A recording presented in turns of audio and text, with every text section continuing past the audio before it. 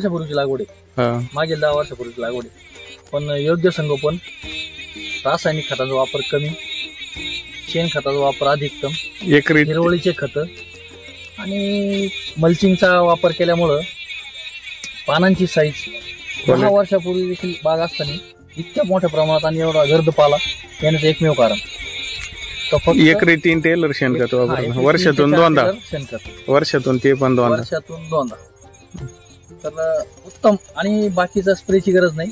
या दिवसात थोडंफार भुरीचं प्रमाण असतं, पण इतका काही प्रॉब्लेम. जेवढं तुम्ही ताकद देणार झाडाला त्याच्या पट्टीमध्ये तुम्हाला उत्पन्न मिळणार आहे.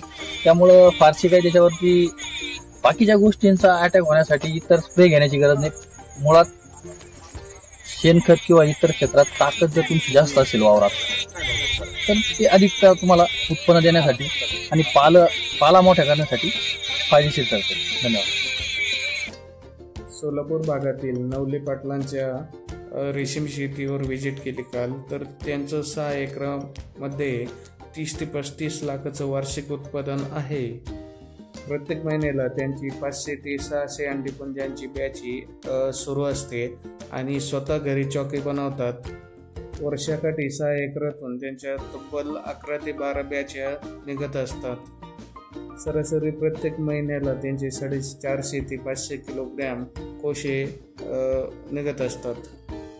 जेव्हा मी त्यांच्या शेडवरती व्हिजिट केली तर त्यावेळेस त्यांची बॅच नव्हती, चॉकी सुरू होती.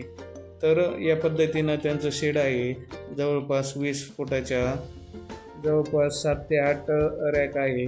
त्यावरती त्यांचं रेशीम शेतीचं अतिशय चांगलं नियोजन वरतून पत्र्याच्या खाली त्यांनी शेडनेट टेम्परेचर मेंटेन करण्यासाठी लावलेलं आहे. तर अशा अधिक माहितीसाठी आपल्या चॅनलला सबस्क्राईब करून घ्या, जेणेकरून तुम्हाला नवीन व्हिडिओची नोटिफिकेशन भेटेल. आणि चॉकी घेतल्यापासून किंवा चॉकी घरी कशी बनवायची हे जर आपल्याला बघायचं असेल तर आपल्या यूट्यूब चॅनलवर सगळे व्हिडिओ आहे. आणि आत्ता 16 नोव्हेंबरपासून आपली नवीन बॅचची पण सुरुवात होत आहे. तर लवकरच आपले व्हिडिओ पण आपल्याला बघायला भेटेल. अंडे कशी सोडायची, कशी घरी चॉकी करायची, कशी बॅच सक्सेस करता येते. तर सर्व व्हिडिओ बघण्यासाठी आपल्या चॅनलला सबस्क्राईब करून घ्या. आणि आपला व्हिडिओ जर आपल्याला आवडला असेल तर सर्व शेतकऱ्यांपर्यंत हा व्हिडिओ शेअर करा.